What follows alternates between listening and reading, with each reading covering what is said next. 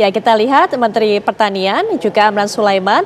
Nah, kita dengar juga kabarnya akan ada tokoh yang datang kembali dan segera merapat baru saja tiba, yaitu Airlangga Hartarto. Kita lihat apakah kemudian memang masuk ke dalam kediaman Prabowo yang nampaknya juga mulai hujan di sana. Nah, ini dia. Kita tunggu kehadirannya. Kang Gun-Gun, sosok Airlangga Hartarto melambaikan tangan kepada rekan-rekan media yang sudah berbaris di sana dan menunjukkan gestur jam sekarang pukul 19.26 dan memang dijadwalkan ternyata bertemu dengan Prabowo Subianto. Akankah menjadi Menteri Koordinator lagi ini Kang Gun-Gun? Apa pertimbangannya ketika beliau sudah bukan lagi ketum Partai Golkar? Ya, ini tidak lepas juga dari konteks komunikasi politik kemarin ya di Pilpres. Kita sama-sama tahu ada peristiwa di mana Golkar itu juga memberi backup kuat pada kemenangan Pak Prabowo. Dan kalau kita lihat ada posisi internal ya, mungkin Mbak Putri ngikutin bagaimana misalnya Airlangga yang ketua umum mengundurkan diri dan diganti Pak Bahlil. Ya, ini semua kan kalau disebut sebagai tanda petik ya pengorbanan, ya tentu ada dalam politik itu tidak ada makan siang gratis kan. Ada rewardnya. Ada reward, dan proses ini rasa-rasanya hari ini mulai terjawab ya. Artinya Pak Airlangga tidak ditinggalkan, tapi justru menjadi bagian puzzle yang mungkin dibutuhkan oleh Pak Prabowo. Dan posisi ini menjadi menarik ya. Maksud saya Golkar memberi jumlah orang yang didistribusikan oleh Partai Golkar lumayan banyak nih. Betul. Kalau kita lihat dari nama-nama yang sudah dipanggil, meskipun belum tentu dipanggil benar-benar definitif jadi menteri ya. Kan dalam politik injury time aja masih bisa berubah seperti kasus Bang Ara ya di periode sebelumnya. Bisa aja kemudian kalau kita hitung sementara di atas kertas, dua partai yang dominan nama-namanya dipanggil hari ini ya, yaitu Partai Gerindra dan Partai Golkar. Betul sekali. Kalau nggak salah kita hitung tadi udah 5 ya? Iya, 5 betul. 5 Partai Gerindra, 5 Partai Golkar itu, tapi terakhir 5 adalah bersama dengan Pak Dito Aryo Tejo, begitu kan? Kemudian saat ini tadi datang barusan adalah Bapak Airlangga Hartarto. Jadi memang kita lihat banyak memang distribusi dari kursi di kabinet ini diberikan kepada Partai Gerindra dan Partai Golkar yang sejauh ini masih dominan hingga saat ini. Kang Gun-Gun, kalau kita lihat tadi siang pada saat gelombang pertama, sepertinya mereka-mereka yang dipanggil waktunya nggak lama tuh di dalam, kayaknya baru berapa lama langsung keluar. Ada yang 10 menit, ada yang 15 menit gitu. Bahkan juga ada yang tidak sampai 10 menit. Tapi kalau ini kayaknya lama-lama juga nih Kang. Belum ada satupun yang keluar dari tadi yang awal datang, yaitu adalah Prof. Nasaruddin Umar, Kang Gun-Gun. Ya, sepertinya kan soal waktu itu juga jadi bahan menarik ya.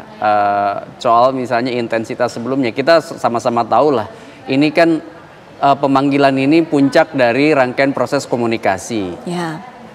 Sebelumnya sudah pasti ada komunikasi-komunikasi yang mulai dari antar pribadi. Saya harus ini ada putus Kang Gun-Gun obrolan kita melihat ini sosok yang dinanti-nantikan. Kang Gun-Gun bertanya, apakah jabatan Menteri Keuangan akan kembali dijabat diberikan kepada Sri Mulyani yang selama ini juga belakangan kembali santer isunya, karena sebelumnya sempat tidak mempercayai Sri Mulyani Prabowo Subianto, tapi terakhir-terakhir juga sepertinya jabatan ini akan kembali dipegang untuk kepada Ibu Sri Mulyani, dan kita lihat kedatangannya malam hari ini Kang Gun-Gun. Ya, persis seperti yang tadi kita bicarakan ya. Kan kita juga sempat mention beberapa kali nama Ibu Sri Mulyani ya.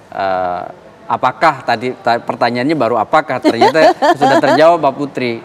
Bu Sri Mulyani akhirnya dipanggil, sama seperti juga Pak Airlangga, artinya semakin menguatkan ya. Beberapa pos kementerian akan diisi oleh orang yang sebut aja menjadi jembatan keberlanjutan, termasuk backbone ini. Bu Sri Mulyani ini termasuk tulang punggung kemarin ya. Kenapa? Karena kan bicara soal bagaimanapun keuangan, ya bicara soal anggaran negara, prosesnya itu tentu sudah dikuasai banyak ya oleh Bu Sri Mulyani, termasuk di fase krusial seperti transisi ini. Kita nggak pernah menggaransi seberapa lama Bu Sri Mulyani di kabinet, tetapi at least malam ini kita melihat Bu Sri Mulyani menjadi bagian dari yang dipanggil gitu. Artinya kemungkinan besar apa yang tadi saya bicarakan di awal perbincangan Mbak Putri itu terkonfirmasi ulang, yaitu komposisi kabinet yang diisi satu oleh orang dari partai politik. Ya. Itu kita lihat beberapa ketua umum partai dan elit utama partai. Yang kedua, orang yang sebenarnya profesional atau sebut aja akademisi, tapi tentu punya kedekatan dengan partai tertentu. Betul. Gitu. Nah, yang ketiga nanti siapa yang diantara tokoh-tokoh di luar partai politik dan di luar tentu proksi partai politik, tetapi dia mewakili kekuatan organisasi kemasyarakatan atau organisasi yang punya kekuatan real di tengah masyarakat seperti tadi mungkin kelompok NU kelompok Muhammadiyah, kabarnya Muhammadiyah juga diwakili misalnya Pak Muti.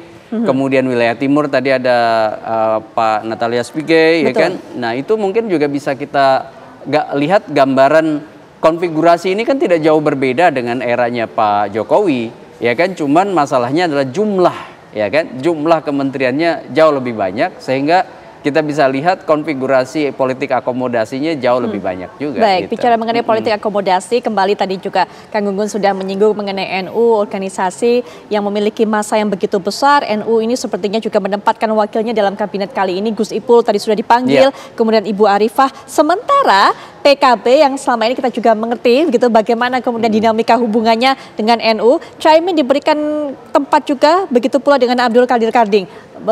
Kang Gunggun. Ya, tadi Pak Gus Muhaimin menyatakan bahwa PKB kan akan ikut ya. Cuman masalahnya adalah siapa, apakah Gus Muhaiminnya sendiri atau mendistribusikan ke elit utama lain. Abdul Qadir Karding itu juga tentu tokoh PKB yang sudah lama di PKB meskipun ada dinamika yang di internal ya fluktuatif. Tetapi saya lihat dia masih merepresentasikan PKB, ya kan? Nah, tinggal masalahnya adalah seberapa banyak orang yang kemudian menteri berasal dari PKB, gitu ya. Mungkin agak berbeda dengan ketika era Pak Jokowi 2019 kemarin, karena dari awal kan PKB nampak berada di line up utama, ya, konfigurasi kekuatan yang mendukung Pak Jokowi sehingga proporsi ya kekuatan yang tercermin juga di kabinet itu PKB kan lumayan signifikan ya. Tetapi kemudian sekarang saya masih menunggu nih seberapa banyak menteri dari PKB yang ada di kabinet Pak Prabowo. Baik, ya, ini Pak Nazar.